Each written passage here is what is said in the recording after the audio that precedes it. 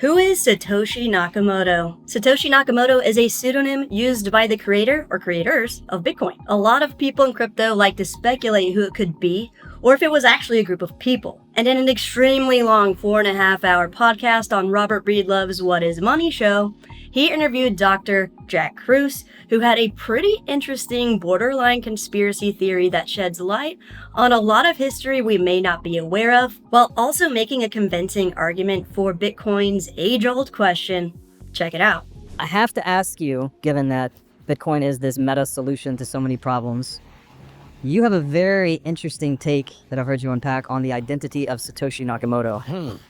That this was actually a competitive response to centralized money. That I just want to hear you tell this story, if you don't mind, Uncle Jack. Who is Satoshi Nakamoto? I'm not going to give you the answer before the story unfolds. And a 2-hour-long story ensued that we are going to summarize here together. Buckle up. This is a wild ride. Hello, I'm Crypto Casey, and in this video, we are going to explore Dr. Jack Kruse's answer to the question, who is Satoshi Nakamoto? Let's hit it. Please be sure to check out our sponsors, GoBabyTrade, Uphold, and Crypto Wallets Tangent and Ledger. If you're not using AI, especially in crypto, you're behind and leaving a lot of money on the table. Make passive income and profit from the volatility of the crypto markets with GoBabyTrade, an AI-driven robotic crypto trader. Watch a video review here and join us every Wednesday on the free weekly webinar to learn more. Store your money and manage crypto with Uphold, a Web3 platform that actually holds our money in crypto, doesn't lend it out, is the safest way to buy, sell, and trade digital assets, and is connected to 30 underlying exchanges, so we get the best prices on the crypto market. And make sure you own and use multiple cold storage hardware wallets. Tangent is super affordable, extremely easy to set up, only takes like 90 seconds, and great for beginners. Ledger, Stacks, and Flex wallets have extra security layers at the best discount on the market for our community. So scroll down and use links below to redeem all the special offers they have for us. All right, I've broken this twisted tale into 8 chapters. Let's hit it. Chapter 1, the Accountant of the Underworld. The main player is a mobster named Meyer Lansky, and his claim to fame, we'll come to realize throughout this twisted tale, is that he has an almost supernatural ability to navigate money systems. So Money Mobster Mastermind comes to the United States in 1911 with fellow mobsters Mo Dalitz and Bugsy Siegel to, start a mafia. And around this time, President Woodrow Wilson passed both the Federal Reserve Act, which we can learn all about that crime against humanity by clicking on the link above. And he also passed the income tax law. Check it out. Many people don't know this, but before the Revenue Act of 1913 was passed, there was no income tax we had to pay. And back then, it only applied to less than 2% of the population. Now it applies to us all. And that's a topic for another video. Let me know if you're interested in exploring that in the comments below. So anyway, as gangster immigrants coming to the US, their first order of business is to figure out how to launder money. And in the most literal case of money laundering, they decided to use laundromats to do it. Classic. Another thing coming down the pipeline they were naturally privy to as mobsters was prohibition. So to front-run prohibition, they connect with fellow immigrants, the Bromphans, who lived in Canada and were based in the US. Long story short, money mobster Mastermind Lansky becomes their front. He figures out how to dodge the prohibition monkey wrench, turns into the major salesman in New York and the Midwest, and eventually takes it global, making the Bromphans filthy rich. Chapter 2, Blackmail and the Birth of a Criminal Empire. This lands Lansky on the Federal Bureau of Investigation's radar. And what's interesting is the FBI was created recently around that time in 1908, so this became another system that Lansky had to navigate to stay one up on the lawmen to maintain his mafia machine. Something else Lansky becomes famous for is architecting the ultimate blackmailing system that ensures he maintains power over people by creating snares designed to pretty much hold career-ending evidence over people's heads to get what he wants in the form of pedophilia rings and other traps. Lansky's blackmail scheme managed to snag early FBI director at the time, J. Edgar Hoover. In being the money mobster mastermind that he was, Lansky never had any assets tied to him. Rather, he controlled people, and he was pretty much able to control the FBI by holding blackmail over J. Edgar Hoover, keeping him in check all the way into the 70s. So, as we can imagine, Lansky becomes a pretty popular mobster and eventually meets mobster Lucky Luciano. Lansky was in charge of the Jewish mob, they were the bankers, while Luciano was in charge of the Italian mob. They were the shoot-'em-up guys. And together they form a criminal enterprise, where Lansky's mob basically becomes the accountants and financiers of Luciano's physical enforcement mob. Lansky could pretty much figure out financing for any deal that Luciano wanted. A match made in hell, no less. So the business brilliance Lansky brought into the Italian mobster families elevates his status among the mafia, and he starts garnering a lot of power, becoming very powerful over time, as we shall see. Chapter 3. Vegas Dreams and Cuban Nightmares. This is where things start to get interesting. Lansky and his fellow mobsters that he originally came to the US with, Mo Dalit and Bugsy Siegel, decide to embark on the crazy endeavor of setting up Vegas in Nevada. Why? Because instead of running organized crime rings in New York and the Midwest, why not move the operation into the middle of the desert, the Wild Wild West, where there were basically no laws, a money mobster mastermind oasis. So they sold the idea to the Italian mob, and naturally they were in. However, unbeknownst to the Italians, Lansky and his mob's actual big play wasn't Vegas, but rather Cuba. Over time, this caused the Vegas deal to lose money, which the Italians were not particularly pleased about. Lansky's crew's bread and butter, the big Cuba moneymaker, went out the window when the revolution with Castro happened. And then the Italian mob goes into shoot-'em-up mode saying, look, we are spending millions of dollars on Vegas. We aren't getting a return on our investment, so we're going to kill your boy, Bugsy Siegel. Lansky was able to leverage his elevated status with the Italians to block 2 attempts on Siegel's life. However, he was not able to prevent the third, final, successful attempt. After that, a few hours later, Lansky and Mo Dalitz walk into the Flamingo Hotel in Vegas, and everything is turned over to them. Check it out. They notice that activity there drops from around 5 to 6 p.m., so Mo Dalitz actually asked customers that were gambling why they leave around that time. And they say, because there's no food here, there's no drinks. So this sparks a whole renovation. They completely transform it by setting up big buffets, bringing in alcohol, hiring scantily clad showgirls, removing all of the clocks off the walls, painting over the windows to block out daylight, and bringing in the one-armed bandits, aka slot machines. Within 60 days, bam, customers were glued to the tables all night, and the Italian mob was swimming in cash. Their crafty innovations worked and pretty much set the trajectory for the fabulous Las Vegas we know and love or hate today. Wild.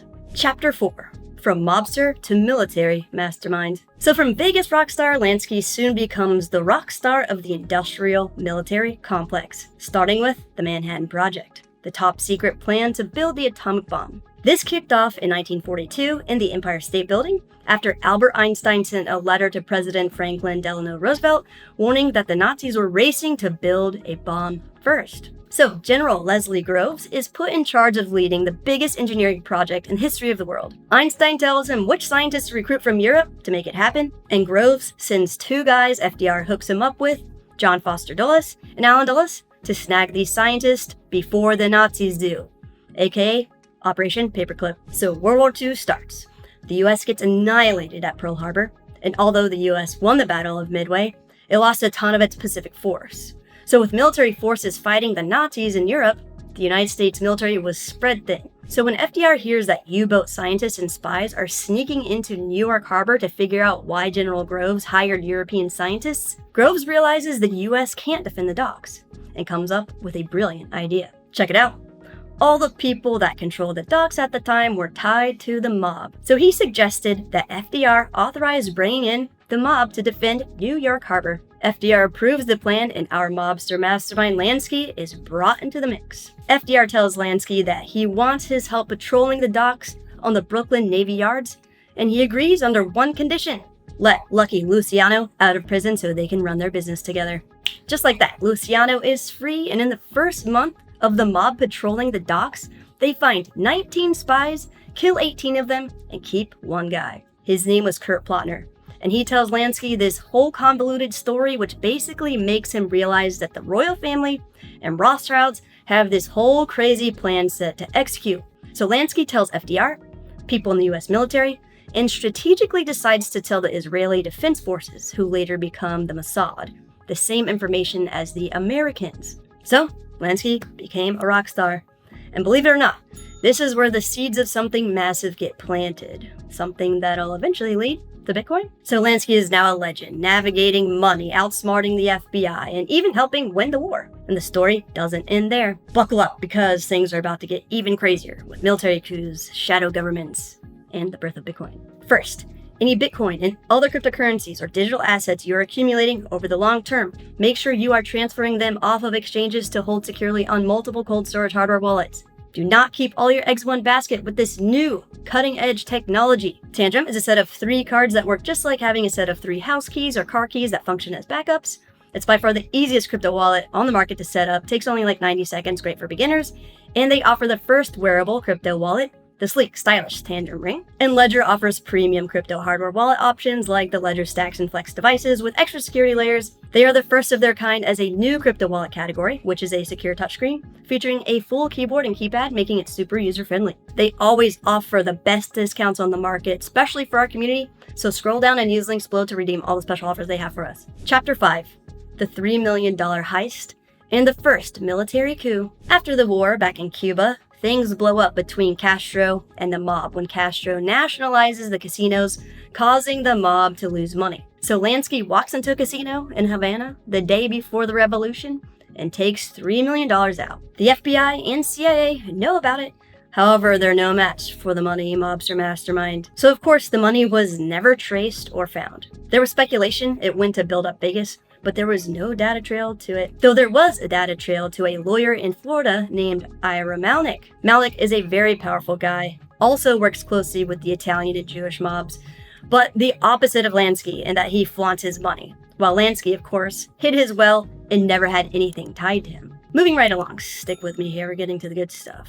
Check it out. General Groves gets kicked out of the military because Eisenhower, Patton, and MacArthur thought General Groves was going to try to take credit for winning the war by developing and dropping the bombs. So basically the guys who were boots on the ground fighting in the war were peeved at the possibility of Groves, who was hanging out with scientists in the US building bombs, saying he won World War II. So Eisenhower excommunicates Groves from the military in 1947. So on his way out the door, Groves sets up the first military coup. So before this, the military was mostly pure, but this is when it went bad. And here's the line in the sand for when it all goes fraudulent.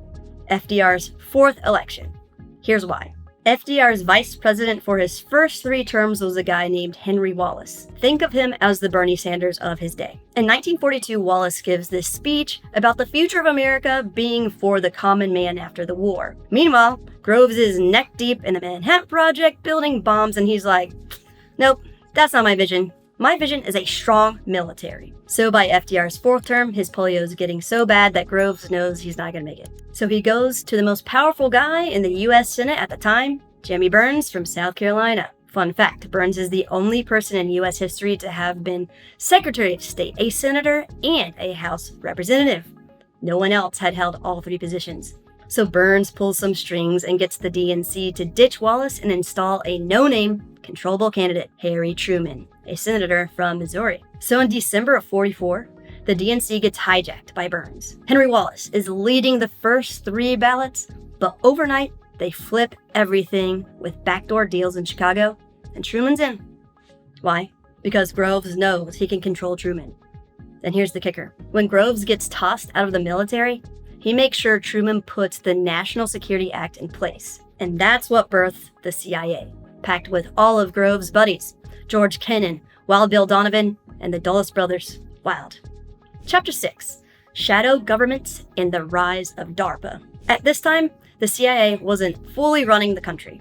The Joint Chiefs, guys like Eisenhower and MacArthur, still had a ton of power, and the president wasn't just a puppet. But Truman didn't even know the atomic bomb existed for the first 2 months of his presidency. Guess who finally told him? Not Groves, Jimmy Burns. And because Burns clued him in, Truman makes him Secretary of State. Now, why does this matter in the grand scheme of things? Yalta and Potsdam. Those were the big meetings where FDR, Churchill, and Stalin hashed out the post-war world. But when Truman steps in, Burns whispers in his ear, hey, Russia's the enemy now, forget rebuilding them, we're just rebuilding Europe. Which became the Marshall Plan. That generated resurgence of European industrialization and was also a stimulant to the US economy because it involved establishing markets there for American goods. So everything starts to go haywire after Groves is kicked out of the military. Check it out. Groves, a military with no cash, goes out and becomes the CEO of Remington Rand, the #1 weapons supplier for the US military. And with his top-level secret clearance, he becomes a messenger, a fixer. Then, he finds another company, Burroughs. They sell calculators, mini-computers, flashlights, big electronic stuff. Groves merges the two companies and they become Sperry, which eventually gets renamed to Unisys. Sperry is making UNIVAC computers, which they wind up selling back to the US military. Because in 1957, the Russians launched Sputnik, catching Nixon and Eisenhower completely off guard. However, Groves knew it was coming because of his time on the Manhattan Project. And that's when Eisenhower has no choice but to bring Groves and his industrial military complex back into the federal government. And in 1958, it was called ARPA, which was later renamed to DARPA. And what's the first project ARPA tackles? Groves links up with Stanford, Johns Hopkins, and all these prestigious colleges with a computer network. And behold, the seeds of the internet. Groves needs money to fund this, and we all can probably guess who gets back into the picture at the main stage. Our money mobster mastermind, Meyer Lansky. He starts bringing Groves money, left and right and center, hand over fist, and also introduces Groves to Howard Hughes, one of the richest, most influential people during that time, as a successful manufacturer, aviator, and film director. So Hughes becomes the benefactor. He was the bank for Lansky and Groves, fueling the growth of the industrial military complex outside the military. Chapter 7. Promise, Power, and the Nixon Shock. Remember that $3 million Lansky got out of the casino in Cuba? Well, FBI Director J. Edgar Hoover is breathing down his neck. The IRS has the best forensic accountants in the world, and they can't find a trace of where this money went. It's like it vanished into thin air. So in the 60s, Hoover's going absolutely nuts trying to figure out what Lansky's up to. And Ira Malnick, the lawyer with the only trail of data from Lansky's Cuba casino heist, finds out that Hoover's got a subpoena out and tells Lansky, look, the Israelis got the steal. Any Jew, no matter what's in your history, can return to Israel, get protection, and a passport. You might want to use that to dodge this subpoena. And Lansky's furious because with his deep ties to the CIA and military-industrial complex, he feels betrayed. So he cooks up a plan and bolts to Israel, dodging the subpoena. Eventually, the new U.S. Attorney General, at the time John Mitchell, gets Israel to allow them to talk to Lansky. But before the big meeting, Lansky calls the Israeli Prime Minister and says, I'm going to tell them the truth. What the heck does that mean? Well, turns out Lansky was working with the people who developed some software called PROMIS, and it was used in the Attorney General's offices to manage case logs. And guess what? It had a backdoor, and that backdoor gave Lansky access to the IRS computer. So he actually knew everything the IRS and the Federal Reserve was doing before they did it for years.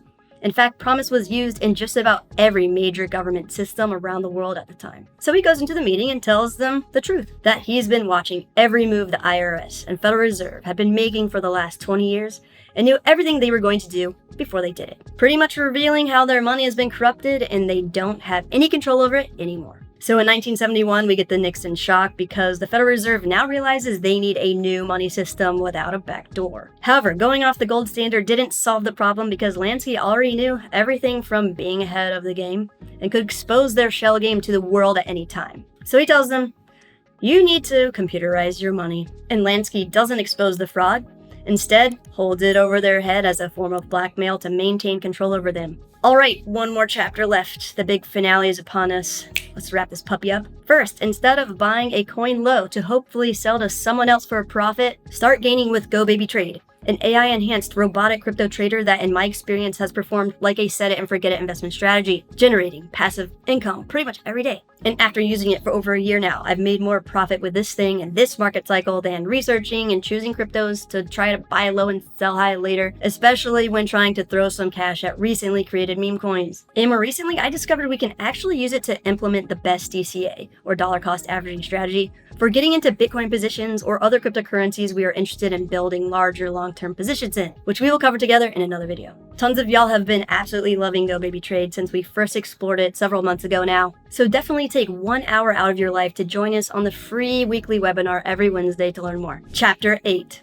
From Mob Money to Bitcoin's Birth. So the Attorney General still wants to nail Lansky to the wall, but Nixon's like, yeah, we're not doing that, and replaces the AG with Edward Levi, who has a dual passport with both the US and Israel, who knows the game and what's going on. So Lansky walks away with an acquittal, which is a judgment that a person is not guilty of the crime they were charged with Crazy. So in 1973, Lansky walks out of jail and tells Ira Malnick, go find me the smartest IT guys in the world. We need to build another system to stay ahead of the system. So Malnick finds a young guy named David Chom, who is dirt poor. However, manages to open 4 international companies in the Netherlands after graduating. We can all probably guess how that happened. Lansky made sure all the money Malnick was laundering went to Chom to fund the efforts to build a new computer-based money system. Not only that, check it out. One of the companies is cryptography, one of them is peer-to-peer systems, and another is the forerunner of Dominion voting machines, suggesting they wanted to stay more than just ahead of the money game. Insane. So while working to create Lansky's new money system, Chom develops very complex computational protocols like blind signatures, shuffle networks, mixed networks, etc., all that contribute to the technological foundation of what would eventually be used in the Bitcoin network. All right, if you've made it this far, congratulations. All right, so basically Lansky is the mastermind behind a new money system. Chom is the executor of the new money system. And now we are close to who potentially could be Satoshi Nakamoto. In 1983, Lansky passes away, and Chom continues working on the project. Lansky's vision for a private peer-to-peer network to move money around without anybody knowing, including IRS computer systems. And around 1987-1989, Chom open sources the project, which lets in super techie cypherpunks from around the world to start helping. And lo and behold, a PhD candidate of David Chom's, Len Sassaman, shows up. He gets tied into building the TCP IP network for Tor and the dark web, and during this work, realizes through shuffling those networks that the single most important mechanism is timestamping. What does he do next? He combines the concepts of proof of work with timestamping, because if time is relative and you can't have an immutable ledger without the expenditure of energy. This is a super complicated technical piece that warrants its own separate video explanation, so let me know if you're interested in that in comments below. Basically, both time and energy are necessary, but ultimately, it's entropy. Clocks, in the physics sense, are just flow meters of entropy, and that was the brilliance of Len Sassaman. He figures it out. So is Bitcoin the brainchild of a money mobster mastermind, Meyer Lansky, who hired one of the smartest IT guys in the world at the time, David Chom, to build it, whose PhD candidate, Len Sassaman, discovered the key element to finally bring it to life? Is Len Sassaman the author of the Bitcoin white paper? Is Len Sassaman Satoshi Nakamoto? Well, if he is, then Satoshi is no longer with us, because he was reported dead in July of 2011, with his wife saying his death was unambiguously suicide. Sad. Well, there you have it. An extremely entertaining tale, riddled with conspiratorial rhetoric, laced with some historical truths. Lots of connections between events and people that are possible but not necessarily plausible. Let me know what you guys think in the comments below. Again, this is just a condensed version of what Dr. Jack Kruse shared in a podcast on Robert Breedlove's What is Money show, so check it out for yourself for the whole scoop. At the end of the day, the difference between truth and fiction? Fiction has to make sense. Awesome. If you would like to learn more about how Go Baby Trade works to diversify your crypto investment strategies, check out this video. If you would like to learn more about Uphold and how it is a way better, safer option than banks and exchanges to manage our crypto, check out this video. And to get an exclusive $1,000 discount off of a 3-year license for Go Baby Trade, click on the link on the screen. Like and subscribe for more. Be safe out there.